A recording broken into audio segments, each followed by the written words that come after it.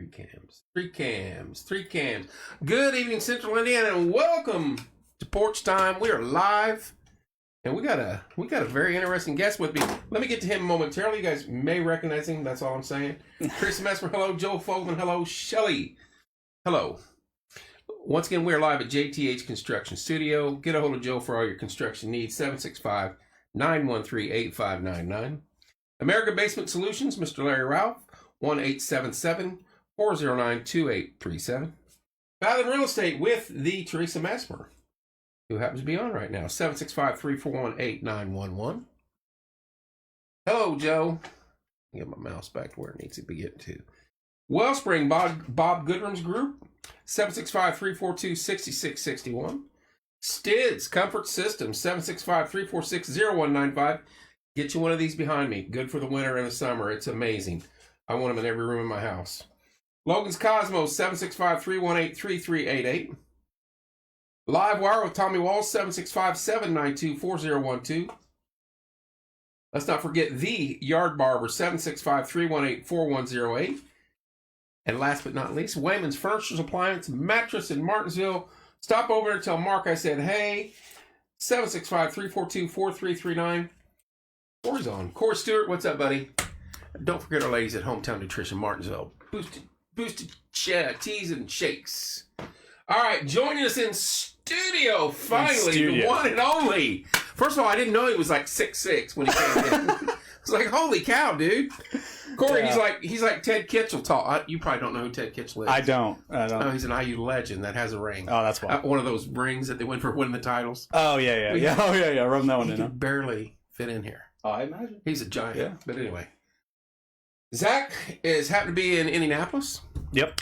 For this week, and you're like, hey, I'm going to come down. Yep. Hello, Tina. Hello, Faith. Hello, Wendy. How was the drive down? Good? Yeah, not bad at all. Piece of cake now? Yeah, 465 wasn't too bad. It's a shock. Other than some construction. You guys got a lot of construction down here. Shell says hello. Shell. Hi, Shell. Is she on you about shirts yet? Because she stays on me. Absolutely. I got to get on that. Yeah.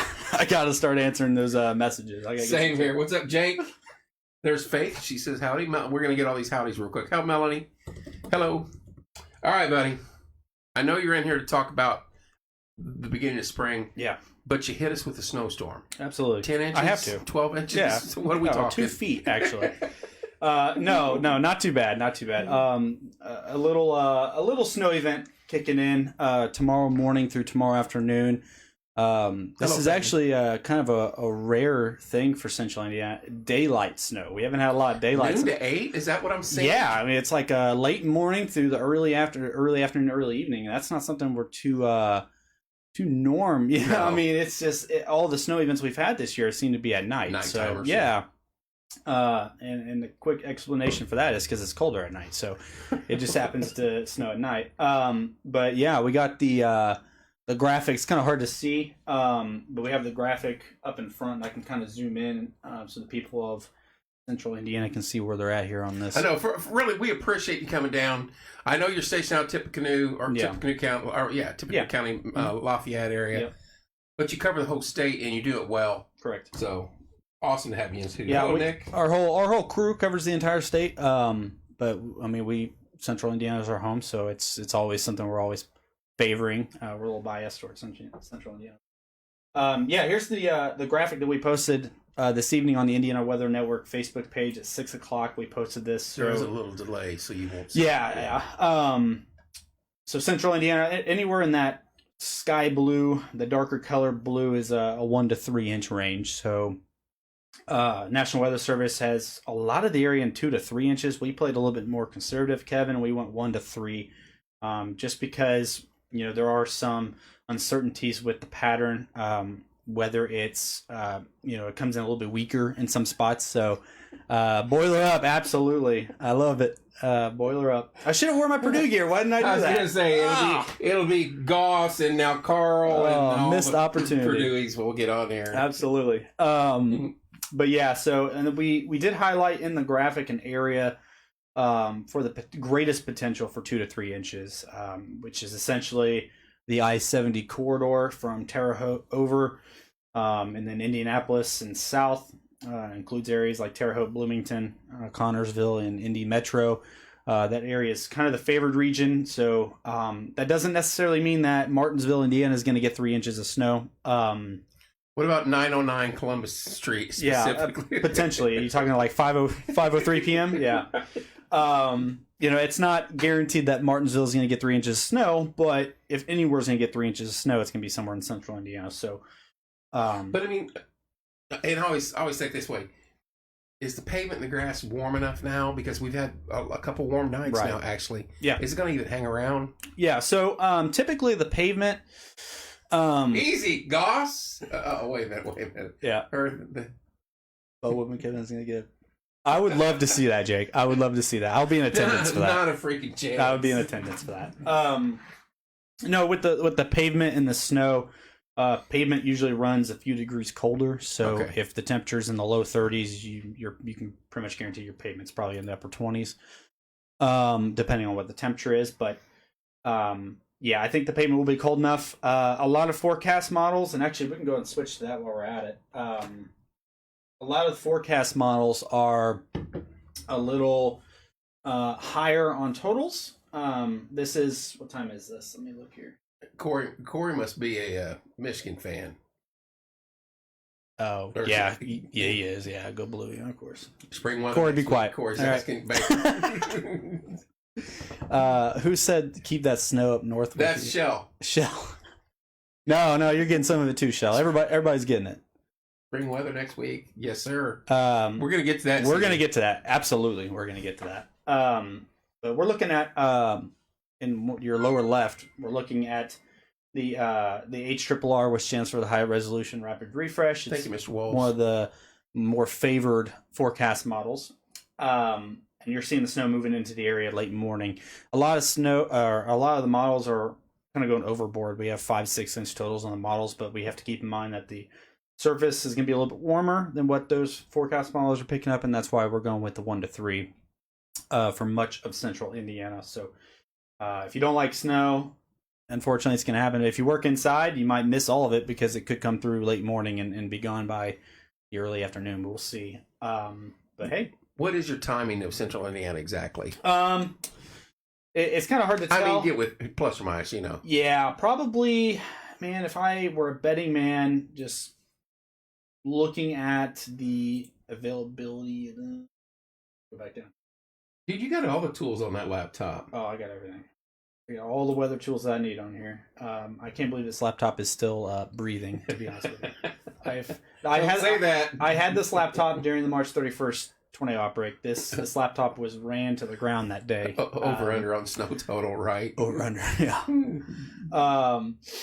But I would say not really a time frame, but I would say probably after 8 in the morning, starting in portions of looks like northwestern Indiana, and then it kind of moves into central Indiana later in the morning, and then exits the region probably late afternoon. It's kind of hard to. It was a busy day, yeah. Entering, it's Kevin Chelling is Angela Buckman. Yeah. But yeah, so that's we're leave it to my crew. I'm sorry. We're trying to be professional here, have a very serious newscast, and you guys are talking about Purdue and Angela Buckman. Come on. Hey, at least that's meteorology. Right. There you go. But overall, it's going to be a mid to late morning start for central Indiana, Martinsville in particular, and it'll exit the area by the afternoon, early evening. But then one cold day Saturday, I had to, and then spring hits Sunday evening or Monday. Basically. Yeah, actually, I can pull that up as well. I'll just go to the Climate Prediction Center and their outlooks. This is the most trustworthy. You said some things off air before we went to started going about later in the month. As it get to spring, that you guys are thinking it's going to get heavy. Yeah, we're eyeballing a time period pretty much after the 25th, 26th time period through the beginning of March, where we could get pretty active in terms of severe weather. Very favorable pattern. We'll get into that here in a second. I'll explain what all that means. And but looking at the Climate Prediction Center, which is on the screen now, you can see how warm it's going to be across the central U.S., and that includes the state of Indiana. We're above average. I ain't mad at that, though. And a lot of people aren't, and I'm not even mad. I'm, as much as I love winter and I love snow, it's just a time where it needs to stop. Oops, too close. Close up. Close up. But you can tell Indiana there. I zoomed in a little bit for you guys, but we're about a 50 to 60% above average for temperatures at that point. So it's very warm. That's the 6 to 10 day outlook. So that's not the next 6 to 10 days. That is a 6 to 10 day range. That's February 21st through the 25th. And so if we're talking severe weather after the 26th and you're seeing these warmer predictions coming in, that's pretty much a good sign if you want severe weather. But warmer, 60s probably, even 70s. Wow. In February, I wouldn't be shocked to see a 70-degree day in central Indiana at some point before March. What's up, Eli? Just shooting ahead. Now, do we stay consistently above average through March and spring? Yeah, it's hard to tell. We don't typically look at the Indiana Weather Net. We don't look more than 2 weeks out, 3 weeks out, right. Simply because of inconsistency at that point. But it is Indiana. It's important to remember that you could have 2 weeks of very nice weather, and next thing you know, you have a blizzard in March. So, right. Never let your guard down until it's probably May, and it snowed in May before. So, yeah, we know at least snow left. It always snowed around March Madness. Yep. But the rule is after the boys sectional is when winter got in. Yeah, after Purdue gets eliminated first round. Yeah, that's usually St. Peter's. I didn't think go there. No. Keep that devil talk out of your mouth. Yeah, like Jake said, yeah, usually you don't want to let your... Even in April last year, if you guys remember, we had that tornado outbreak March 31st. Obviously, a very significant day. Just about 7 to 10 days later, we had snow. That's right, here. Mm-hmm, yeah, so we had that week of just tornado outbreak and madness where we had just multiple days of tornado concern, and then it snowed just a few days later. So Indiana's weird. It could do anything in March and April. So I will note that in terms of severe weather, we are making the pattern shift from... We're in what we call an El Nino right now, and that's why the snow has been so low this year. But we are making that transfer. We're making a shift to neutral and then La Nina by late spring. And what that means is it's an uptick in tornado activity. Historically, is that what this shows? Historically, okay. Yeah. What that means is the Pacific waters are cooling off near the equator, and that changes our weather pattern completely across the United States. Last year, during March 31st, we were in a neutral zone. We'll be in neutral zone again this March. So important to think about, past events like March 31st and where we were on a climate status and where we'll be again this year. It's the same exact pattern. Really? So important to remember. And then not only that, though, last year we were going into an El Nino. This year we're going the opposite. We're going to La Nina, so it could be even busier. You're worried about this next coming, or when we get into that area?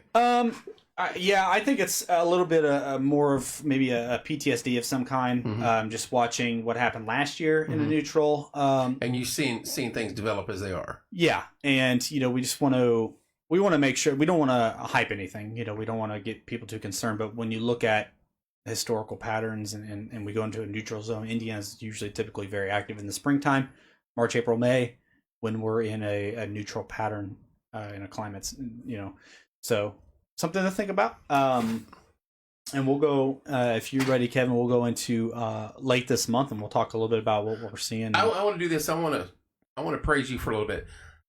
You're more than a weatherman. You're a dad. Yeah. You're a soldier. Mm-hmm. You're now a student. Yes. And you do all this. Tell us a little bit about your background. Sure. What you got going on, if you can. Sure. Put him on the spot. Oh my goodness. Yeah. In terms of weather, I've been chasing storms since I was a high schooler. I've chased some of the most violent tornadoes in history. I mean, I've traveled the entire country chasing tornadoes. I started Indiana Weather Network in September of 2022 because there wasn't a huge focus on the state of Indiana. I was with another group that just wasn't going the direction I wanted to go, and so I went off from them and I started my own thing. And to me, I think we've been doing really well. Yeah, Corey just dropped our link in the chats, Indiana Weather Network. Please follow us. Any follow is helpful. You got a big following from down here, though. We do. Martinsville is our fourth most followed city. Yeah. At like 7% of all of our followers are from the city of Martinsville, and it comes all from March 31st of last year. We hang with you. Very loyal people in the city of Martinsville. Yeah. A lot of central Indiana. We have a lot of people in Sullivan because of March 31st, but Yeah, I joined the military in 2014. I just celebrated 10 years in the military last month, which is insane. That's crazy. I'm getting old. Still E3. I don't know how, but Right. There'd be a lot of swinging and fighting. Yeah, it would be. I probably wouldn't be in the Army anymore. Right. But yeah, I started IWN with a group of people, including Corey Stewart there in the comments, and we just kind of took off, and we've loved every minute. And our big break was March 31st. That was our biggest coverage to date, and it was also our first tornado outbreak coverage. So it was a lot to deal with. So that was your first. See, you didn't act like it was your first because you started. Well, you've chased tornadoes for I have experience. That was the first time behind a desk, and I tell you what, chasing tornadoes and being behind a desk, two different things. Yeah, I hated it. Frustrating. I hated it. Yes. Yeah. Because we do the best we can to take the information that we know. Yeah. And to push it out to everybody that we can. I mean, you know that we pushed information out on March 31st as quickly as we could. My fingers were hurting because I was typing so much. Yeah. On March 31st, just trying to communicate with as many people as I could. He started, and I'll just recap it real quick. He started communicating with me. I don't know, 6 hours, 5 hours that morning before that storm crossed state line. Mm-hmm. You gave us, yep, exactly. The Ville. And I asked him. He said, "There's a bad storm west of the state line, going to hit Sullivan. Keep an eye on it." Mm-hmm. Thoughts on that? We'll get to that, Eli. That's a good question. We will get to that. And I was like, "Should I alert now?" And you're like, "Give it a few minutes," and then 10 minutes later, you're like, "Tornado on the ground in Sullivan." Yeah. I said, so I'm going to say something. So I posted on the community page. Yep. And from that point on, every 5 minutes, dude, you were sending me a text, Tell them it's coming to Martinsville. It's hitting McCormick's Creek. Yep. And one of the first things he spoke about after all this was the loss of life at McCormick's Creek. And he said... And Sullivan, yeah. Yeah. Why couldn't we have warned him earlier? Yeah. And that's very telling. But you did all you could. You were on the minute the storms broke out. So yeah.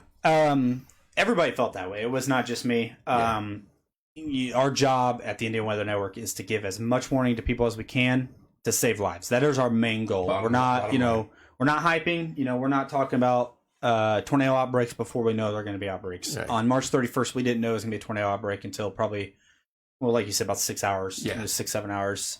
We knew it was going to be a big day. But tornadoes were actually already killing people in Iowa before we realized the severity of the actual system itself. And yeah, I remember that day very clearly because pushing out information like that's so important. And being behind a desk, it's so much worse because I feel like when I'm out in the field, I call 911, I let them know, hey, there's a tornado going through Sullivan, and it just gets pushed down. Fed. When you're behind a desk, you're doing everything you can, and social media can only do so much. There you go. So, well, thank you, Mr. Will. Walsh. Thank you so much. There's only so much we can do to push out information, but I remember that day, pushing out, and what happened was that and we'll go over that here in a second because we have the VTIM project that we got to show you. But that night, thank you, Mr. Walsh, appreciate it. That night we didn't realize that it was going to be as bad in Indiana until they were coming through Illinois, and then we were like, oh.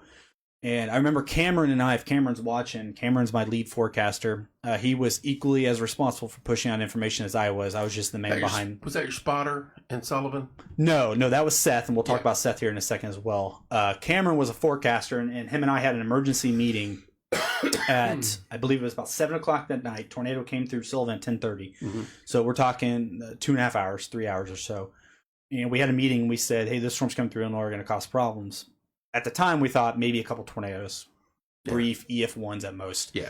But we mentioned that the environment was extremely supportive of a violent tornado, EF2 greater, and that if a storm could develop in front of the main line, which it did, it would cause.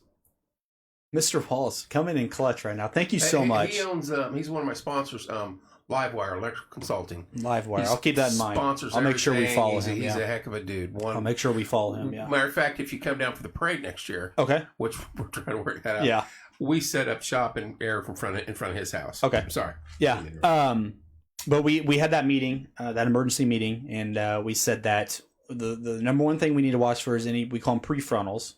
If any storms develop out in front of that main line, there are going to be problems because the environment they're in was supportive of long tracked EF2 greater tornadoes.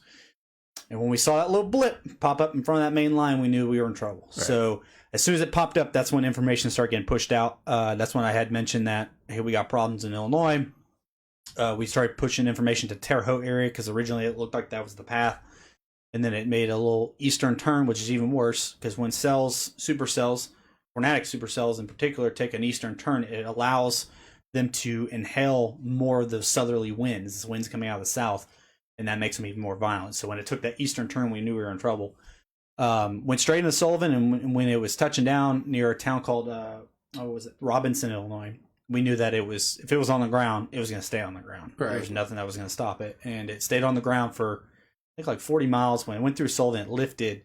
We thought maybe for a second we were going to catch a break, and we just knew that in that environment it wasn't going to stop. So it went back down just southwest of McCormick's Creek, where it killed 2 campers after it just killed 3 in Sullivan, and then it just kept going. Right. It didn't stop, and that's when it ended up going all the way to Whiteland, did it not? It kept going. Yeah, it didn't lift at all.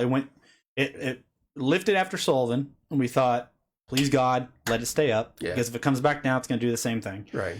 It came back down, and then we knew that was trouble. So that's when we had pushed down. I wish I had that image. I know I have it somewhere, but we had pushed information out on social media saying if you're in McCormick's Creek, if you're in Martinsville, if you're in the Southside Indy, you're in trouble. Like, we need you to be paying attention because that's going to be something that's going to be a concern. And boy, was it. I mean, that was, actually, just the other day, Cameron and I were talking the other day about March 31st, and we had pulled up, actually Corey did. Corey had found pictures of our conversation in the IWN group chat, and we were saying, supercell gets taken off, it's going to be a problem for Central Indiana, blah, blah, blah. And so going back through, we just did this the other day, going back through all those messages, we've got chills. We're like, oh my, we couldn't have called that any better than what it was. But thankfully, a lot of people took our warning. Porch Time passed along the information. A lot of people in Martinsville took it serious, and fortunately, nobody was killed here. And not that I know of, right? Nobody was killed in Martinsville. Nope. There's a section, south part of town, that several of the homes there got damaged. Gaddy's Pizza got damaged. It shot just south of the city. Okay. And south, and then headed northeast. It got really nasty out 252, tearing up trees, and it's a little more open there. Which is good, because if that tornado goes through Martinsville, it's another EF3 or greater. We've already dealt with one of them direct shots. And, fortunately, it went south to town, and fortunately, it missed a lot of population until, obviously, Sullivan directed it, and then McCormick's Creek, unfortunately, which is something we're going to cover in our tornado safety programs. They're going to start rolling out in March. Is if you're camping and there's tornadoes possible, what to do, because the campers that died ignored all tornado warnings that were handed out by McCormick's Creek. And so the state park wasn't at fault. Information was passed along. It was ruled that information was passed along by McCormick's Creek, and nobody was heeding of it. And that's why, unfortunately, Liberty Loop, south of town. Yep. So that was a very, very emotional day for a lot of us, because sitting behind a desk, there's nothing more I can do, and I just knew people were dying. Seth Keegan was our storm chaser that was on it. He was the only storm chaser we had that was on it. And I think if it wasn't for him, more people would have died. Yeah. And he's no longer with us. He's gone to do better things in his life and his career. But he took the first photo of it. That was the game changer. I remember that. Yeah, he took the photo of it. He was in Sullivan when he snapped that picture of the tornado, and it was at that time 2-3 miles to the west, and $30,000. Yeah. That's they live right over here. Okay, right. Pretty close. Yeah, quarter block, half block from me. Yeah. But his photo sparked action because people take it more serious if there's a photo of the tornado on the ground. Right. And so as soon as I had that in hand, it went straight to Facebook. And I said, this is the tornado that's entering Sullivan right now. And, and we had mentioned that it's heading towards Indy Metro. It's going to go that route, and it happened, unfortunately. But that photo is what did it. That photo really... And then he was first on scene in Sullivan, the first storm chaser on scene. As storm chasers, that happens a lot. Because we are the first ones there, because we're the only ones that get that close. You're the one following it. Yeah, we're the only ones stupid enough to get that close to it. Right. And so when damage happens like that, you are the first one there. So if there's people hurt, there's no firefighters yet, because they haven't got the all clear to go out yet. Storm chasers know whether a tornado's gone or not, and he was in the town, and he snapped a photo, and I need to pull it up. I should pull it up so you guys can see it, but it'll take me forever to find it. But he took one of probably the greatest photos of the year, not because of like, I don't know what I'm trying to think, but just because of the moment. Captured the moment. Captured the moment, and it was just the city in rubble. That's all it was, and it was probably 5 minutes after the tornado went through, and that I think also helped significantly with getting information out downrange. They knew what the tornado was doing at that point. So, yeah, that's pretty much my background. Not much to it. Love Indiana, love weather, and we try our hardest at Indiana Weather Network to make sure information is getting passed out. So you were the Indiana Storm Hunters at that point. Correct. Yeah, we were still Indiana Storm Hunters. Corey. Yeah. Sent me this. You can look at that and read it. Oh yeah, this is it. Yep. Who sent this? Corey Baker. Yeah. Corey Baker sent this. Yeah, this is it right here. Maybe I can put this in front of the camera. This was Just don't scroll pictures. That's all. What is that? Yeah, this was the photo this was the graphic that I had typed up and put out as the tornado was going into Sullivan. Yeah, we're not gonna be able to see it until just crossing state lines. You're right. You're perfect right there. Yep. So it says in the text, it says supercell in western Indiana is currently producing a strong tornado, which it was. Yeah. Areas in red will need to be monitoring over the next 1 to 2 hours. And if you guys can tell, the areas in red is McCormick's Creek State Park and the city of Martinsville. Also the south side of Indianapolis. All those areas were impacted by EF2 or greater tornadoes. So that was typed up, and thank you, Corey, for saying that in. That was typed up and submitted because of Seth. That information we knew how to get out, and it was life-saving. Hands down, it was life-saving. So, but now we're going into spring again, Kevin. Yeah. So now we got to talk about that all over again. We're sick. Save that for my picks that night, he said. Yeah. So. Yeah, thank you. Yeah, we have it saved somewhere. I just didn't want to dig through it. Thank you for doing that, Corey. Yeah, and now we're going into spring again. I mean, we are, what is it, the 5th? It's 15. Roden said 6 weeks, so whatever. Yeah, 6 weeks. We're only a couple weeks away from the start of tornado season, March 1st. That is the unofficial start of tornado season. We call it tornado season when March hits because that's when things get a little weird. And it is looking that we have patterns already favorable for severe weather in late February before we can get to March. So I'll pull that up right now. If you wanna... I'm wanting to get into my safe zone already for tornadoes. I basically go back there. That's because that's the center wall. 4 center walls. Yep. Yeah, that's all I got. That's a good question too. Is I'm curious to know where everybody's tornado safety shelters are. Because a lot of times people make mistakes on tornadoes. Innermost part of your home, away from any exterior walls. If you don't have a basement, if you have a basement, obviously basement's the way to go. Even if you live in like a mobile home, if we post an Indiana Weather Network that we're expecting a tornado outbreak, I strongly suggest if you're in the path to go somewhere. Yeah, go somewhere. They're like a magnet for tornadoes. Go in your car, drive to somewhere like a public shelter or somewhere, like contact somebody, make friends with somebody, make friends with your neighbor. I've done that before. Funny story while I'm pulling this up. I had a girlfriend several years ago, and this is before Indiana Weather, this is before Indiana Pages, and we were getting hit pretty bad, and we went under a tornado warning for confirmed tornadoes going into Purdue, actually. And we were upstairs in a third floor apartment complex, which is the worst place you can be in a tornado. And we fortunately had made friends with our downstairs. I thought about this ahead of time. And so they let us go in there, and we were very fortunate. Our windows were busted out and everything, so that it was a very strong storm. But very fortunate for those downstairs neighbors. So if you live in an apartment complex and you're a downstairs neighbor, okay, thanks, Corey. And the tornado's coming through your city, get off those top levels. Yeah, get off the top levels. Make friends with your downstairs neighbor. We were my old store in town. The bathroom and the entire building was levitating. It was scary. I believe it. It was that was an interesting, very scary night. That's for sure. Let me pull up this. Let's go national. Let's click this. And I'll kind of explain this one. I can zoom out a little bit. Did you know as a young man you wanted to get into weather? Though? Yes, I'll actually tell you the story while we're waiting for this to load. I did not know I wanted to be into weather. I'm horrible at math. That's why I don't have a degree in meteorology. I'm horrible at math. And he's honest. I am very honest. But I got into weather at a very young age. That's and I'll tell you the story was I was in youth baseball, and there was a storm rolling in. They had stopped baseball. I was probably 7th, 8th grade at this point. They had stopped games for the night. And am I in the right place? And they had stopped games for that night. And actually, all right, I'll talk about that here in a second. But they had stopped games for the night. We were going home, and my mom was a photographer at the time, very adrenaline junkie photographer, similar to what I do, storm chasing. I was going to say, so you get it naturally. Yeah. Okay. Absolutely. And we were on our way home from the baseball game. We lived about 30 minutes from the baseball diamonds, and we were on our way home. We were going east. Storms are coming from the west. Tornado warnings, a whole 9 yards. Chasing you. And my mom decided she wanted to stop and take photos of the storm. And I saw the photos somewhere.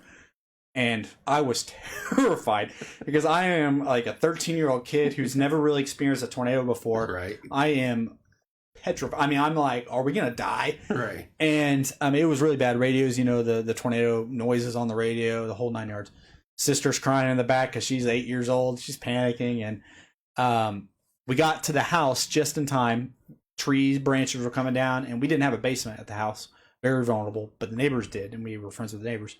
My dad picked us up and we ran. Both hands just ran us to the neighbor's yard. As trees were coming down, as debris was flying around, we got in there, got to the basement. EF2 tornado damage is what it was. House was fine, fortunately. A few houses down, not so much, but that got me into severe weather, which is crazy because I just survived a tornado. And now you want to know more about it. Now I want to know more about it. I've fortunately never known anybody that's lost their life in a tornado. I'm very fortunate for that because I don't know what I would do. But what's up, Trent? But that's how I got into weather. Yeah, which is a scary situation like that. So Trent's our unofficial porch time cameraman when we go on the road. Oh, right on. So what we're looking at in front of us is the GFS, the Global Forecast System. You guys don't really need to be zoomed in to understand what's happening here.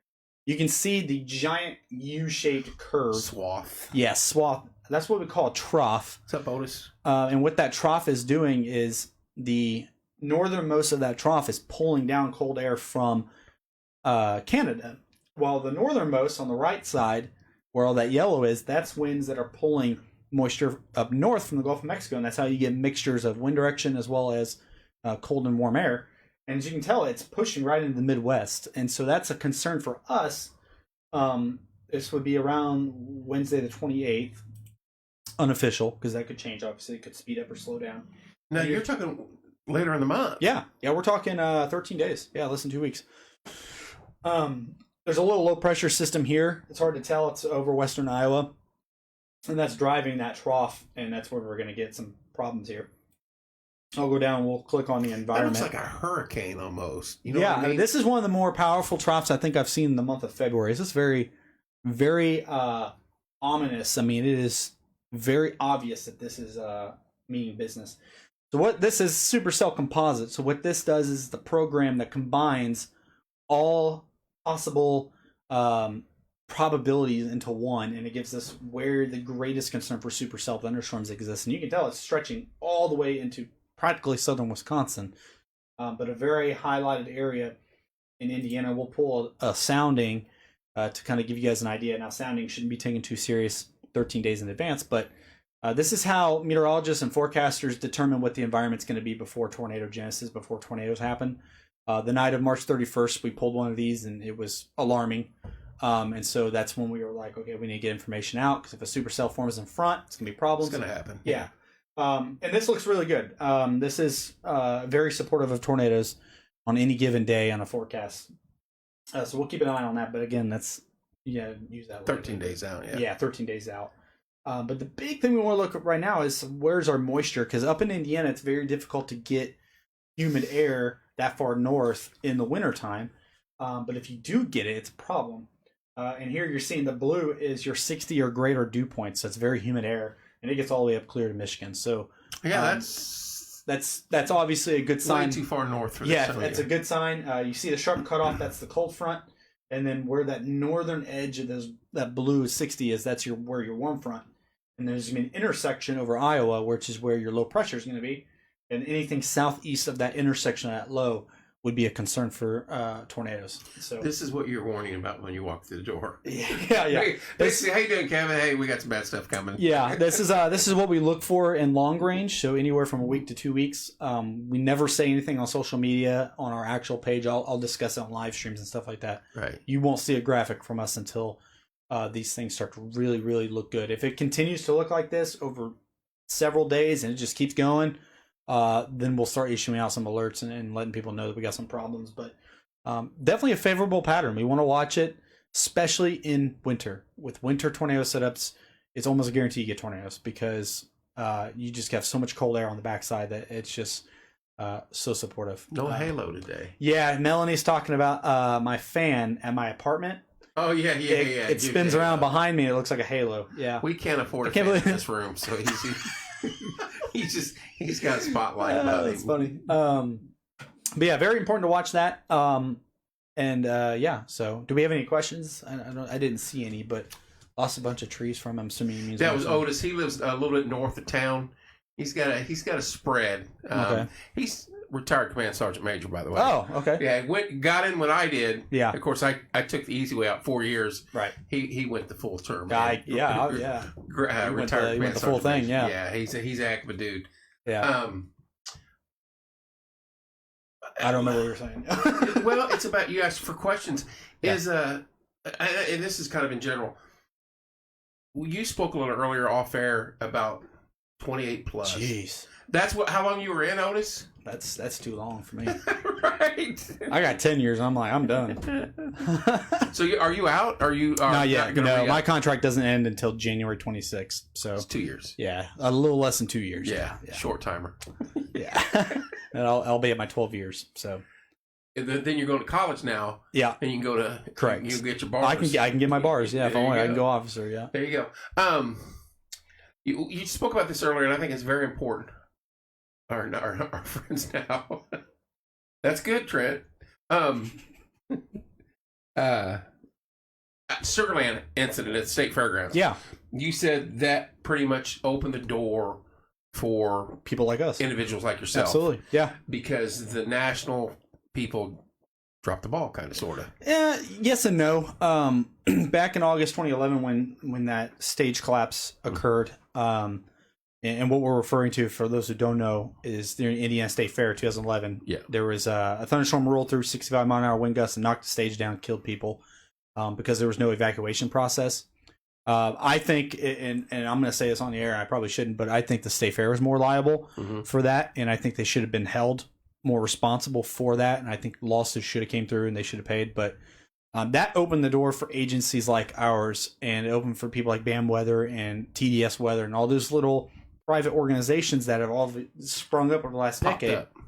Yeah, because they started finding out that the National Weather Service only has so much that they can do in terms of warning people. They issue out warnings. That's it. Yeah. It's up to you to receive those warnings and to follow them or not. There's no, hey, we're going to text you, Kevin, on March 31st. I'm going to tell you there's a tornado coming to your house. Right. There was no that. The National Weather Service doesn't do that. They are just responsible for getting out the warnings, and then emergency management takes it and they can push it out, or fire departments, whatever. Or we push it out. And so after that incident, State Fair actually went in and I don't remember who they're contracted with right now, somebody that's bigger than us, but there is for now. Yeah. They are, I think it's BAM Weather is contracted through the State Fair. And so now they go to people whose job it is to sit down and text you and tell you, you have a severe thunderstorm coming your way. You need to get people away from the stages. You need to get people out of your property until that passes through. So it's definitely saved lives over recent years. But back then, there was no such thing as that. State Fair was simply relying on, hey, it's your responsibility to follow what the National Weather Service is saying. We're not going to force you out. And I know since then, there have been lawsuits against State Fair for that. Yeah. There's been a change in leadership because of it. Because they had a safety manager that was on site that day who did nothing, just kind of let it go. So and it killed people. I mean, it's very serious because people don't know when to act. People don't know meteorology like I do. Right. So they don't understand that, hey, it's 60 miles an hour. It's not that big of a deal, but 60 mile an hour straight line winds are significantly different than 60 mile an hour winds on a sky blue day. It's significantly different. There's a lot more power into that 60 miles an hour. So I think people get. Here's what I hear a lot, and especially any weather people. Hey, it's going to snow 3 to 5 inches. Yeah. And then we get 1 to 3. Yeah. Well, you're in the 3 to 5 anyway. Sure. You know what I mean? Yeah. But it gets saturated, and then they don't care. Right. Oh, they don't know. They can't predict it for nothing. Right. But it's not an exact science. Right. You're dealing with thousands of variables. You are predicting the unpredictable. That's all it is. I mean, it is. And trying to put it in a bottle and say, here's what we got, here's what's coming. Yeah, it's no different than, going golfing and you're thinking that, I'm going to get a -5 during today. one of my golf outings. Yeah. It's no different. It's no different than anything else. Right. But meteorologists and weather for are held to such a high standard that when something is wrong, we are often looked at so negatively. I mean, it's horrible. The message that we've received it's unreal. Wow. And it's I'm going to read that in a second, but it's insane, and we just want people to know that it's so difficult. Yeah. Especially in wintertime. Wintertime is very difficult. Yeah. But tornadoes are difficult as well because we still don't know why some storms produce tornadoes and why some others don't. I mean, that's still something we don't know even in 2024. So there's research obviously that's attempting to figure that out, but we do a pretty good job now with the technology. But yeah, it's extremely difficult, especially snow, because even the smallest thing can can't wait to go. You know the running joke on that right now? No. I was accused. Somebody stated that the reason why we were charging for ads is for some of my golf outings that I go, my golf vacations I go on. Yeah. Yeah. Yeah. Yeah. I don't make enough money to drive to Paragon for vacation, but this guy's got me going on golf vacations. Yeah. So every chance Trent gets, he brings up Pebble golf. Beach in the summer? Yeah. I won't be around that week, Zach. We're going to early April. Sorry. in Cali. You're right. You're right. Yeah. No, but like you said, yeah, it's we're held to a very high standard, and it's understandable, especially on days where people's lives are in danger. It's very obvious. But how do we the saturation and the some people get the here we go again, and then they ignore it. Right. And that's the danger thing. Yeah, that's the dangerous part. And I always tell my kids, because I'm a weather nut. I couldn't do what you do, but I follow it and stay with it. Sure. And I always text them, hey, this could happen. Yeah. Nothing happened again. I'm like, I hope I'm wrong every single time. Yeah, and that's such a great point. Every single time. The problem is you have a lot of social media pages. This is a new thing over the last decade or so, that because social media is obviously getting bigger and bigger, but you have a lot of pages that hype everything. So we could be Indiana Weather Network might not have anything out on our social media yet, but this page is saying there's gonna be a tornado outbreak tomorrow. Right. Which one are you gonna trust? Right. Are you gonna trust the guys that are saying tornado outbreak because that's pretty strong wording? Excuse me. Or are you gonna trust us that hasn't put anything out yet and you're just waiting for us? It's always important to just be patient. That's our drone guy, Eli. Haggard Drone Services. I actually might reach out to him because which we're going to talk about before I leave today. Yeah. But we have a project in the works, and I actually need a drone guy. He's the man. Yeah, I'll just have to remind me because I'll forget. Yeah.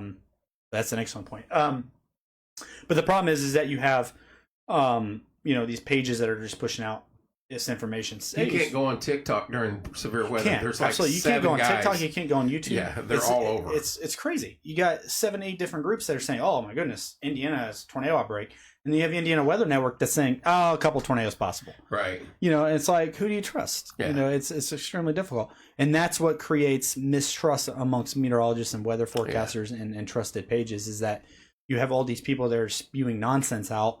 And so they represent us, because if you look at XYZ weather page and they're like, perfect, Eli, thank you. And they're like, oh, we got a tornado outbreak coming. But then you look over here and Indiana Weather Network says this, it's they look at us as the same people, and we're not the same people. Oh, yeah. Indiana Weather Network's not the same people that are calling for tornado outbreaks every single time. We're different people. So just be careful who you trust, and that's where mistrust comes into play. That's why people start making fun of us, and in the comments, we'll see every single time because... Do you have people like Trent on your feeds that instantly... Are you talking about? That's us. That's what we do. We go out there. Seth and Trent and others. On March 31st, we had tornadoes up in Lafayette as well. And I remember because we had contingency plans at Indiana Weather Network, or Indiana Storm Chase Hunters at the time. But we were like, if I have to go downstairs and get to my tornado safe spot, Cameron, you're taking over IWN, push out this information because, it could get hit directly. And fortunately, I didn't. It was like 20 miles down the road. But my daughter was in the path of a tornado on March 31st. That's scary. And so I was gone. I remember. Yeah. You had to cut out. Yeah, I was gone. Yeah. I said, I'm out. You guys have IWN for now. I got to make sure that my daughter is safe. Yeah. Tornado missed a couple miles. EF2. Barely. But I was on the phone with her the whole time. I was like, I'm not going to be able to focus on audio. But does she get into storms now? Is she? I'm trying. I'm trying. She's only 6. I'm trying. I think she will, but I go by the stone. Yeah. That's actually a really good one. I've seen that one before. But is that a weather joke, Trent? It is a weather joke. That's yeah. what he's trying to pull. Yeah. So you got a stone that's hanging from a string, and if it's windy, yeah. That only works though for current weather. So if there's a tornado, you're probably gonna die. Happening now weather. Yeah, happening right now. So yeah, but there's a lot of mistrust because of that. So we just want people to feel comfortable following Indiana Weather Network. I know some of them. It's a pain in the ass because anything you give me, if you post it, if you give it to me, I send it there directly. Mm-hmm. If you post something, if and when I get to it that day, I'll share it. Yeah. But a lot of them are like, oh, here's Kevin the weather guy. Now, no, you don't have to. Just take the information. Back of your mind. Just take the information, whether you believe it's true or not. Just hold it in the back of your mind. That way, if it is true, you know what to do. So when you're out there on the pontoon boat in Paytown at 4 o'clock and you look to the west and thunderstorms rolling in, you'll probably be like, Indiana Weather Network did say, right. But I think the biggest problem with weather forecasting is that not everybody's going to be impacted every single time. Sure. And so we might say, hey, tornado outbreak central Indiana, but Martinsville's blue skies the entire day, and that's it. But 10 miles down the road, Mooresville just got flattened. You got to keep that in mind, is that just because we say central Indiana is going to hit doesn't mean everybody in central Indiana is getting hit. So if you don't get,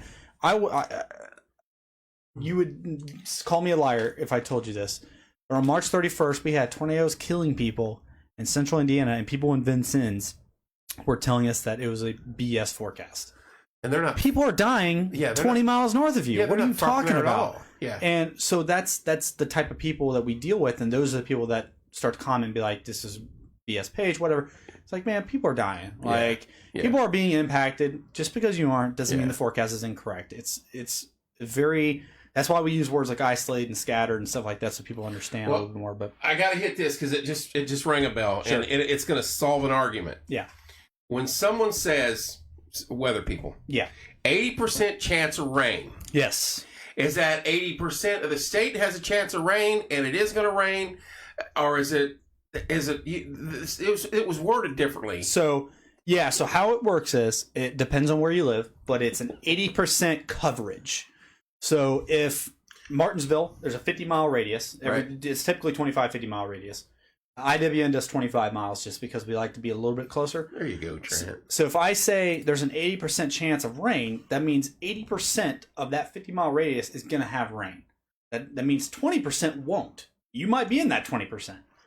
So does that make sense? It does. Yeah. So a lot of people think 80% is the probability that you are going to get rain. That's not true. It's the amount of area that's being covered. 50-mile radius. Correct. So typically 50 miles. If we go by, because Indy's the biggest city around, and the National Weather Service is out of there. If you go from them, we're 30 miles south, so it's a 40% chance of snow that day. Right. 40% that could be the northern 40%. Yeah. Right.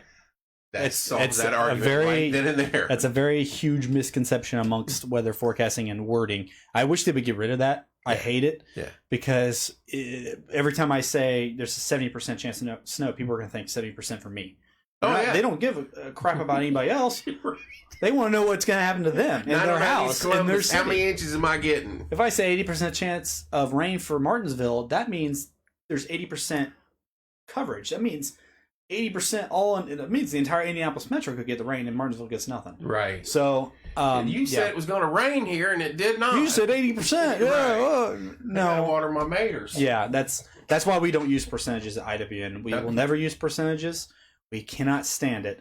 The only percentage we will use is the percent chance, and I'll get into that here in a second, of tornadoes in terms of, again, we do 25-mile radius in terms of tornadoes. A little bit easier to forecast. But yeah, whenever you hear 80% chance of rain, that means coverage, not you individually. I tried to explain that to somebody the other day because I'd heard that and I was like, no way. Yep. It is. Yep. It's yep. There's a really good picture. Somebody posted, a meteorologist somewhere posted a graphic, and it's a very good graphic that explains that. That people really don't understand. No. I hate it. I wish they'd go away with it, but I do. Just there's a chance of rain. Just say that. You know, it's gonna rain. that way, if it rains, Yeah. they know. If it doesn't, oh well. It's just I hate the percentages, but yeah, we don't use it for that reason because people don't understand what it means. Yeah, Dude, you're a plethora of knowledge in the oh weather. yeah, I could answer anything. Years and years of weather, and just the last couple of years dealing with the public. That's one of the good things about dealing with the public and 80,000 followers almost now is that we get a lot of messages about people with really good questions. We're like, wow, that's a good point. We'll bring that up in future podcasts or stuff to explain that. And that's one right there. I mean, there was a question I got asked the other day. It was so good. I don't remember what it was, but I was like, man, we should bring that up so people, because we're trying to put ourselves in the mind of people who know nothing about weather. Right. How do we pass along information like, hey, there's a tornado on the ground or there's a tornado outbreak possible without getting people panicking, for one, but two, also, hey, aware, because you need to be aware. So I still struggle with, I'll be like, hey, there's a watch box coming out, and I'll share it to the page. Yes. We got a tornado watch coming. When's it going to hit? I'm like, yes. No. Which actually a good point. Tornado watch, tornado warning. Obviously, two different things. Yeah. Tornado watch is, you just need to be prepared. Yeah. That's the prepare stage. If you get a tornado watch, that means you just need to be aware of the potential. It means the environment is supportive of tornadoes. Tornado warning means it's happening. Trent, join up with them. Yeah. If you miss Sterling, yeah. Corey's on it. Corey's on it, man. He's so good. Games. It's crazy, yeah. He's on it. Corey will be here Woohoo! in March. Eclipse. We haven't even got to that yet. Well, he'll be here for our because we're going to meet in March. Early March, my bad. Right? Yep, he's going to be here for that as well. He'll definitely be here for the eclipse, without doubt. But he's going to join us because we're filming a documentary. For those who don't know, it's in the works. It'll air. I might have to get a haircut for this one. Yeah, we are interviewing. We have a dozen people lined up to interview for a March 31st documentary about the tornado outbreak. If you guys were directly impacted, I would love to hear from your statements. Get a hold of me, Zach at indwxnetwork.com. Yeah. That's what, or just the page. Yeah, right there, Indiana Network. You can just message us. I check message every day, but we're going to interview so many people that survived it, directly survived it. We have people lined up that survived the tornado in Sullivan in their bathtub with their babies. I mean, unbelievable stories we've received, and we're going to interview them, and it's going to release about March 24th, so about a week before the anniversary, so people get circulated, so it's going to be really good. It's going to be interesting. That's good stuff. Yeah, it's going to be amazing. I want to talk about one more program before I get out of here. Doing my community outreach. Yeah, he is. Corey's the community outreach guy. Oh, his job is to. So he's in the boss right now. Then. He gets us. He gets us things like sponsorships and but big like volunteer programs. Good deal. His job is to hey, we could give pizza to the people with NDOT for a good winter. We're going to do that. Or this gentleman that I told you about here. Mm-hmm. I'll send you some information on Otis when we get out Sergeant here. Major, Command Sergeant Major. Yeah, he Heroes Wildlife Adventure. He does Sounds familiar. service dogs, Okay. and he takes people out Wyoming on elk hunts. Okay. 100%. Yep. That's the kind of projects that IWN is. That's what I was getting involved with. That's we need what I interest. was. Yeah. Yeah. We get involved with. We're trying to get involved with community. That's why Corey's here. Sponsored volunteer projects, anything that we can to put ourselves in. To the public more, not just behind a computer screen. That's kind of the goal. So yeah. But we got some cool projects. We're gonna do some live weather coverage, where where I'm just online 8 hours a day talking about weather. You guys can just log in and It's a 10 Red Bull day, bud. that is. I tell you what, we should be sponsored. I got a bang here. Bang, you gotta be sponsor. Hey, my buddy Ramey, who's American Dad on Twitch, that's what he does. Yeah. He'll get an item that he's. And he'll constantly say he had glasses. He'd wear them online, say I'm out doing something cool with me on. Yeah. Now they sponsor him. Yeah. That's the way it works. Yeah. Just And, beat it like a dead horse. I would love for that to happen. Going into the springtime, we're looking at getting some sponsorships. But we have so many things. Sponsorships would be great for live streaming, kind of what you do here at Porch Time. But don't take my example of it because it's been a complete disaster for me. Well, something that on the site. something that I can just throw somebody's name out there during a live stream and be like, hey, no, my main sponsors, they're Tommy Walls is one of them, and American Basement Solutions, and Teresa. They're just wonderful people. Yeah. So he's going ghost on you, bud. No, ghost all the way. Yeah. I don't like the ghost. I don't know why. I'm actually a big C4 guy. There's a long running joke amongst IWN staff members because I'll drink 4 or 5 C4s during a tornado outbreak, no problem. I'm surprised my heart hasn't exploded yet. It's unreal. That's the point where I March 31st, because March 31st was so late, I was up till 3-4 in the morning covering. Right. That I probably could have supported C4 for an entire month with the amount of drink. Unreal. Do you drink them before the PT test or no? I'm going to, because that I bet would make me run faster. Say, yeah, I guarantee it's it. Super. I can go with that on the C4. But since we're on the topic of tornadoes, I'll go over our project. This project's been in the works for a long time. It's not been released. First time we're talking about it on air. But we started, it had a different name when we first started it.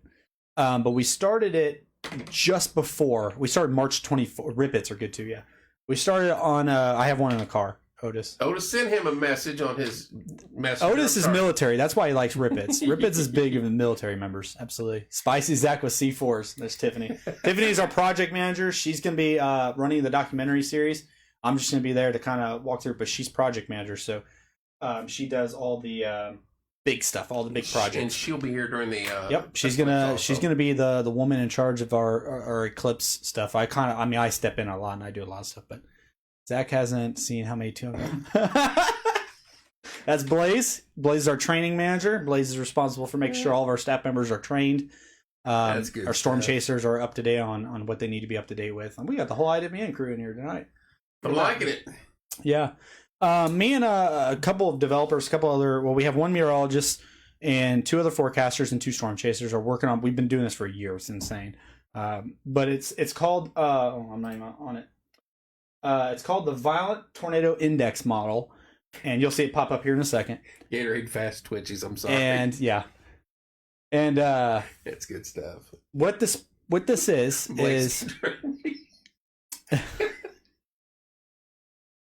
it's insane. Trent's wanted to be an intern, remember? Yeah. That's right. Blaze can train me. Yeah. Hey, that's our guy. He's our training guy. But what this is it's a project that this is not an IWN project really. It has no relation to IWN. It's just I just happened to be a part of it. But what it is it's a predictor. So it's not really machine learning, but it is. It's like an AI, but it combines about a dozen different. We'll get to that here in a second. But it's called Violent Tornado Index Model, or VTIM for short. What it does is it's essentially puts about a dozen different tornado parameters together and comes up with the best solution. And it adds a couple other things like, that's kind of hard to see. Let me zoom in for you guys. Or I guess I could just go full screen, shouldn't I? Yeah, that would make sense. That's a little better. Yeah, but you can probably see it on your screen first, can't you?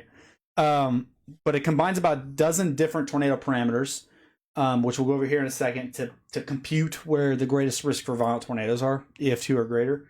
So things on like March 31st would have been, and we did test on March 31st. That's on the next slide, and it worked out amazingly well. But we're not confident in doing anything public with it. We're going to launch it this year, but essentially it's computer generated. We throw it in a computer, it comes up with the best one, but humans finalize it. So it's not all computers. So if you guys are anti-computer, anti-AI, there is meteorologists that go into details and put that in there. Look, a special weather statement. And humans finalize the product. It gets posted twice a day. We just right now do it for major events. There's no daily outlooks. And is this your own doings though? Yeah, this is something I came up with, and then I just got a crew together and we just started doing it. This was last March, just before. This one hasn't been a year now. I think we were talking about it probably last January. But we're like, we got to come up with a way to, because there's different programs out there that do this. We just want to do our own, just have fun, Right. There are different programs that do this, that throw stuff into it. But we add some things that are kind of cool. I'll go to the next one. These are just some of the different things we do. There you go. In terms of, yeah.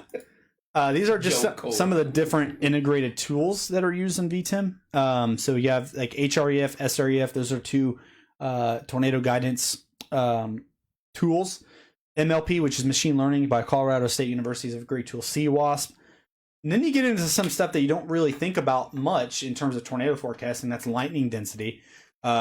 Is statistically proven by Tim Samaras, who was an excellent meteorologist who died in a tornado back in 2013. But he was a big lightning researcher, and he came up with a theory that tornado-producing supercells often produce far more lightning than the end of the storm. So it's known that if you are, as a storm chaser, you're on a storm that's just constant lightning flickers, you have a pretty good chance of seeing a tornado.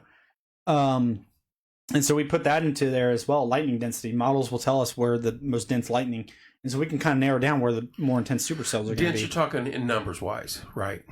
Not really. In terms of lightning density, no. What is? Explain to me that what like lightning density. I wish I could, but I can't pull it up right now. I because there's no storms right now in the United States. But on forecast models, any other models that we look at before tornado outbreak, lightning density is like the amount of lightning strikes. So like a number, but there's no specific number. It's just the more lightning that is predicted in a storm, the heavier it'll show in computer models. Okay. And there we know that region is more favored to have supercell thunderstorms that perhaps produce tornadoes. The instability is greater. Yeah, instability is greater. I mean, there's a lot of factors going to lightning. But yeah, instability is definitely one of them. The next one is topography. So, your grounds. So is there hills? Is there trees, lakes? During the December 10th, 2021 tornado, Blaze and I were just talking about this the other day. There was a long track tornado went through multiple cities, but it lifted briefly for 5 minutes, Blaze? Because there was a lake that got involved. So we know that lakes play some factor into whether tornadoes stay on the ground or not. And so we add that into the graphic as well. Hey, if we pull up an outlook and there's a giant lake in the path of maybe a supercell, that we might lower our risk for a violent tornado in that area simply because that lake will play some kind of factor into it. But that's rare because typically... You guys are really digging for... We dig. We dig, and it's been very accurate for us. Obviously, there are some events that aren't accurate at all because something happens in the middle. Right. But then trees, down south you have less than 5, maybe 3 or 4 minutes. Yeah. So that tornado lifted for only 3 or 4 because it had, but the problem is that had interaction with another lake but stayed on the ground. So that's one thing we're looking into as well. I want Blaze to be on this project as well. I haven't talked to him about it yet, but I want him on it. You're hired, Blaze. Yeah, he's on it.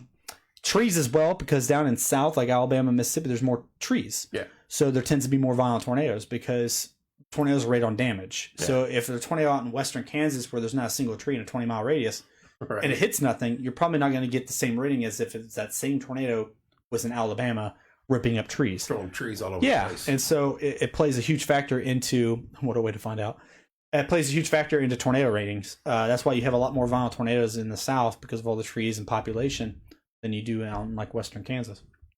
But population is another one. More population, the greater chance at a violent tornado rating. You're looking at March 31st. It went through several different towns. If it wouldn't have went through those towns, would have got the same rating? Probably not.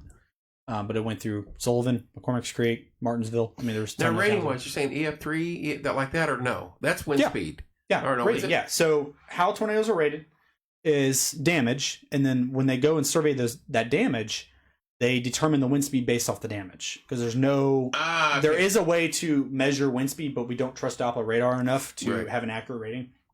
So engineers, an engineer called Ted Fujita, which is the enhanced Fujita scale, came up with the EF scale. He was an engineer that thought about, okay, why don't we measure wind speed based off of damage? More damage it does, we know the higher wind speeds, and then they just calculated how much it would cost. But your example was spot on. Mm-hmm. You could get out in the middle of Kansas and be an F5. Yeah, absolutely. And never hit anything. You could have a 40 miles. mile and a half wide tornado in western Kansas that doesn't hit anything. It gets an EF2 rating. Yeah. But that same tornado in an area like, let's say, central Indiana, population, gets an EF4, EF5 rating every time because it does far more damage. Yeah. That's why population is on that list. Because that does play a huge factor. Topography plays a huge factor in tornado ratings. SPC guidance with the Storm Prediction Center. They're still the professionals. We still trust them with their information. We use their guidance a lot. Surface observations, things like wind shear, instability, things like that play a huge factor, obviously, wind shear. And then we have an actual thing. Blaze was actually a part of creating this. It's a 43-point tornado forecast checklist. It's 43 different things that have to be checked off in order to confirm there's going to be violent tornadoes. It's very long. We have it somewhere on my computer. I'm not going to pull it up, but That's a big list. yeah. So we haven't really been able to use it because we didn't come up with it until September, Blaze, I think, later in the year, last year. So we didn't have any tornado outbreaks, but we'll put it to the test this year. But we essentially, before tornadoes happen, we can go through that checklist. If we're checking off a lot of things, we know it's going to be a big day. And, but yeah, it's pretty cool. So do you miss chasing them? I do, yeah. Is the adrenaline rush that good? Yeah, it is. I was going to say. It's incredible. I will still chase as long as there's no threat in Indiana. Yeah. That's the problem, though, is if there's any threat to Indiana at all, I don't chase. I don't leave because people here need to know what's going on. Right. It's our job. So, but if there's like a tornado outbreak in like Iowa and it's not going to hit Indiana at all, I'll see you in Iowa. I'll be on Iowa chasing because there's just nothing going on here. Go Hawkeyes. Yeah. And then we just kind of did an example on March 31st. Now, we did this post March 31st, so it's not really fair because we kind of knew the result. But I went back and a few months ago and I pulled as much available data as I could from that day. I want to make my screen bigger down here because I want to see this myself. Yeah. This was an example from March 31st that was typed up by a guy that was with us. He's gone on to do bigger and better things. He doesn't want to be a part of the project anymore. But he designed this based on the environment that was in play on March 31st. Let me know when you get it up. That way I'm not... I'm good here. Okay. I was going to try to make it bigger there, but I can't. It's not going to happen. So based on percentage, here at the top left, this is how we rate it. It's on a scale of 1 to 60, and I said this is the only time you'll ever see me use a percentage. Other than snowfall percentage, but we use that. And that's a chance of an EF2 or EF5 tornado. Here, hang on 1 minute. Oh, you can I want to do this. Oh, look at that. Nice. There you go. Yeah. So this is the probability map from March 31st, that tornado outbreak. This is what we came up with. Obviously, we did this after, so it's kind of cheating. We know what the result was, but based on it's a great learning tool, though. Yeah, based on the parameters that were available, there was a 15% chance in eastern Iowa to see a violent tornado, which they did get an EF4 tornado in Keota, Iowa, I believe was the name of the city. So they did get a violent tornado out there. It was 30 miles shy of a EF5. Then you have a little slither from central Illinois, central Indiana, and that was because the environment was supportive. We just needed a supercell out in front. If I didn't know... Are you talking... let me get my mouse right here. Yep. Okay. Yep. That little yellow, it's 10%. Okay. That's our 10% zone. So it means there's 10% chance of an EF2 to EF5 tornado in a 50-mile radius, which we obviously hit. We could have went higher, probably to a 15, but obviously we didn't know that at the time that it was going to happen. If we were doing this before March 31st, we probably would have done 10% just simply based on a line of storms and hoping that it happened or not happened, I guess. Kind of cheating. We already know what happens, but based on the parameters, that's what we would have went with. And then we had a little area down in Arkansas that actually there was an EF3 tornado in Little Rock and a couple other EF2s as well. In your chart, your tools, predicted this after the fact. After the fact, yeah. Have you gone back to like the Mayfield tornado and other things around? Oh yeah, and put it into place. Yeah, absolutely. And it's very effective. Yeah, that's incredible. Mayfield was a little tough because of late November. It was December. Yeah. It was mid-December, so it was a little bit different, but there was a lot of weird stuff that was going on that day. Yeah. Because if we would have back in that day, we probably would have just kept at 10%, even though it was deserving of probably a 15 or maybe even higher, just based on the environment. So that's where we have to go back. That's a hell of a tool, though. Yeah. Oh, and here's even better. Here's the results. So all these little red dots are EF2 to EF5 tornadoes that were reported.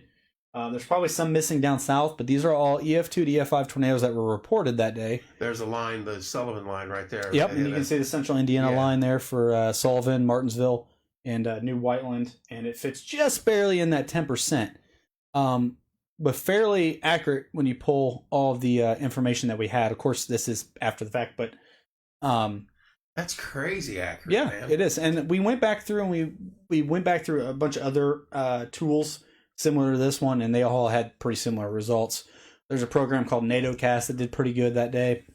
Machine Learning did really good that day from Colorado State, so definitely not the only one. But you're getting an idea of where, and we had a couple random tornadoes down there in northern Alabama and eastern Tennessee that weren't in more of a significant risk, but you're seeing that line, central Indiana line, that's in that 10%. So if we would have used that tool that day, it could have maybe got information out a little bit more accurate. And you guys did wonders that day, man. Yeah. I know you wanted more, but the first big outbreak this year, we're going to remain in testing, and then if it works, we're going to put it out to the public. And we do have a Twitter already set up for it, which I think is the next page.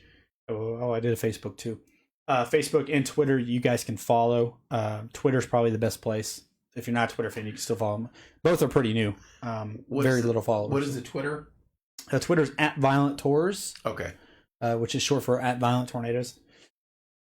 And then Facebook, you just look at Violent Tornado Index Model. And so it's not an IWN. You guys are jumping out in the forefront here. Yeah, This is big stuff. We're gonna use it for big events only. It's not something we're gonna use for like your little tornado events. This would be something that is. I'll go back so people can kind of see, but this would be something that we would use on like March 31st style days to kind of get an idea of where you could expect violent tornadoes in any 50-mile radius. So I'm ignoring him. He did send me a text to tell you something. Oh, he's I'll say it on air now. I do it because he's been. Say it on he air. said he's serious about learning. So okay. Yeah, I mean, we're always looking for people. So, I mean, just send the page a message and I'll get to you once I get home. Yeah, absolutely. We're always looking for people. And he dedicated. Has, let's see, Luke works with you from down here? Yeah, Luke Jackson, yeah. And,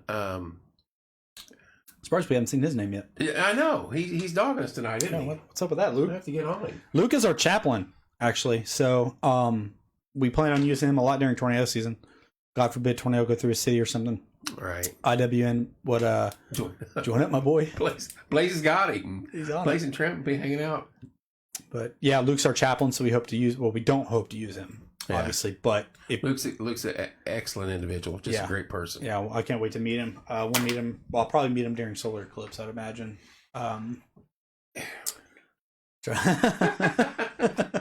Trent doesn't wear a halo. But that's pretty much all I got for the night. I mean, wow. Hour of talking about tornadoes. I love it. I love it. 15 minutes, and I was doing my best to interrupt you. Okay, what do you think about the new movie Twisters? Okay. First of all, before we get into this, I don't want them to keep remaking. They got Roadhouse, they got Twister. Yeah. I'm like, come on. Yeah. But anyway, I'm gonna let some of the IWN members comment on it as well, guys. Let them know. He will fit right in there. Right? Let them know what you think about the new Twisters movie. But I saw the trailer. There was a lot of it. Just looks like a Hollywood production. I mean, that's all you can say. The last Twisters movie, it was Hollywood. It seems so real. I mean, there's obviously parts of it that just weren't real. Yeah. But the last Twisters movie was just one of a kind. I mean, you can't. There's no way you can remake it. There's no way you can beat it. I have high hopes for it, but Now, have you been in one of those chase vehicles? I know in the movie, like the Dominators did die in the movie, and they said that was kind of based off of real life, where one of the vehicles got picked up and slammed and kind of got hurt. Oh, you're talking about Jonas? Jonas. Yeah. No, I've never been in an armored vehicle like the Dominator or the TIVs.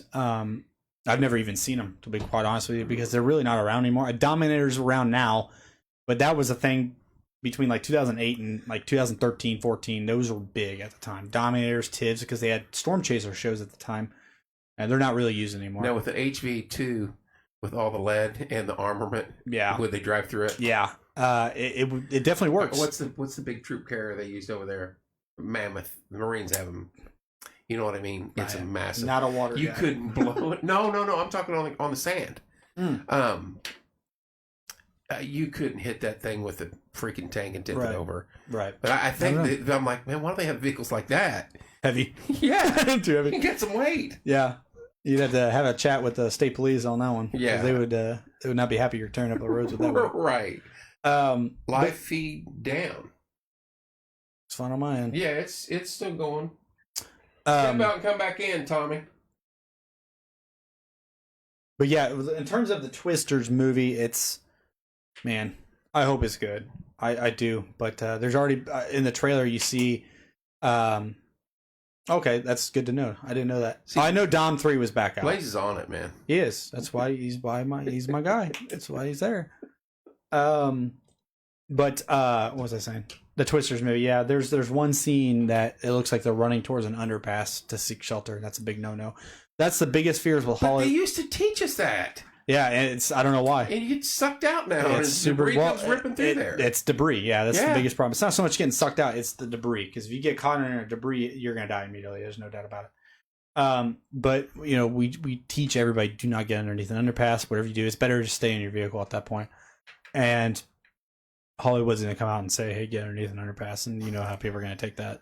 People believe Hollywood more than anybody else, so. That's the type of fear I have. Is that some people? It'll drive reckless behavior, and it's. But I have high hopes. Hopefully, it's good. The last couple of movies about storms. So hit on that. Get to the drainage ditch and lay flat. That's good because if you get to something that has a dip, everything flies over you. Yeah, that's the idea. Because, at least you hope that. At least you hope. Yeah, I mean, the tornado's going that fast, everything's going to fly over you. That's the idea. That is worst case scenario, though. The best thing you could do is just drive out of the path. The best thing you can do. But if you don't have time, yeah, absolutely. We've covered snow. Yep. We've covered spring storms. Yep. Very in-depth tornado knowledge. Mm-hmm. We got one last thing we need to hit on. Sure. April 8th. Yes. You're coming in Saturday. Yes. And you've got plans elsewhere in the area, right? I'm just going to come in. I'm going to see what happens. Yeah. I'm just going to come in and we are going to figure it out. Let me pull up the solar eclipse thing here. We're gonna figure it out. I'm just gonna. I don't know if I'll probably come in Saturday, if not Sunday at the latest. I'm sorry, Sunday. Yeah, I knew you were coming down. Yeah, we know there's stuff going on in Mooresville. Yeah, and I think there's something going on here Sunday. Okay. I'm not for sure, but I've had a bunch of people text me about what are we going to do, and we're like, we don't know yet. We're just going to show up and see what happens. I know. Well, I just put it up on the screen for you guys. This is the solar eclipse celebration event that's co-operated by Indiana Weather Network and Porch Time.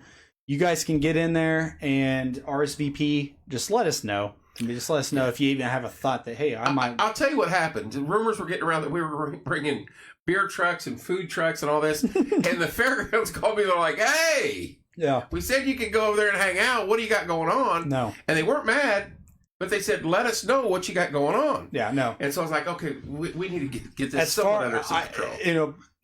Morgan County Fairgrounds, and correct me if I'm wrong, is the place to be for Morgan County, right? It's the designated viewing less area. than a mile and a half. A mile from here, tops. I read that it's the designated viewing area. Yeah. So I understand people in Martinsville probably just want to stay home.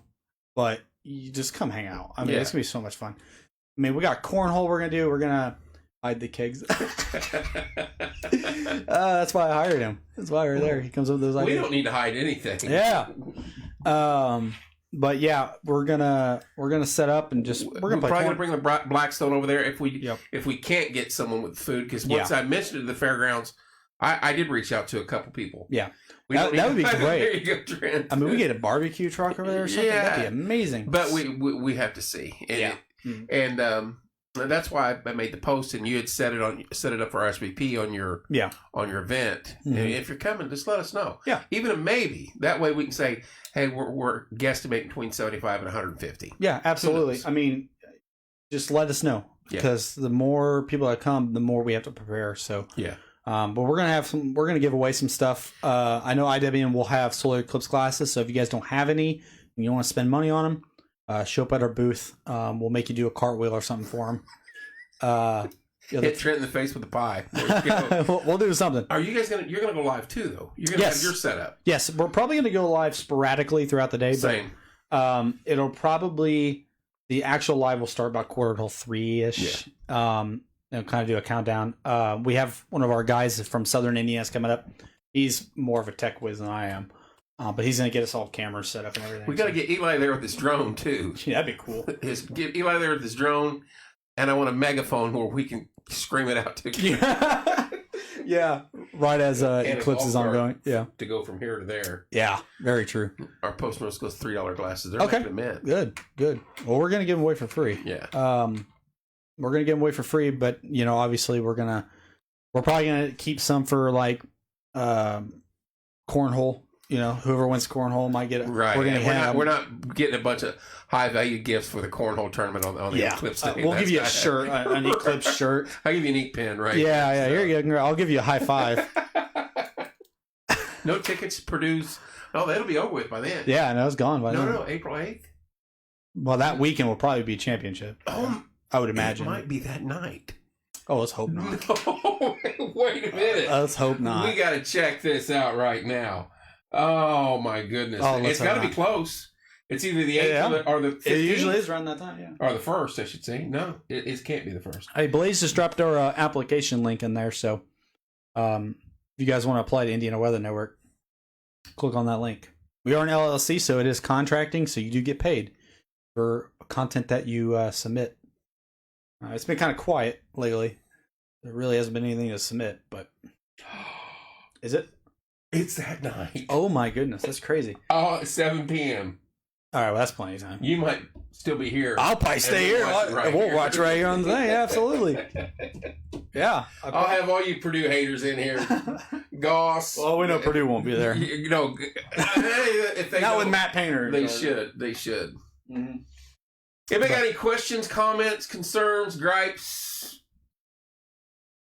anything, it's very informative. I didn't think it was going to be that way. Hour and 20 minutes. Yeah. Oh, I mean, you brought it. We're lucky it's that low. I could talk tornadoes for hours. So that's crazy.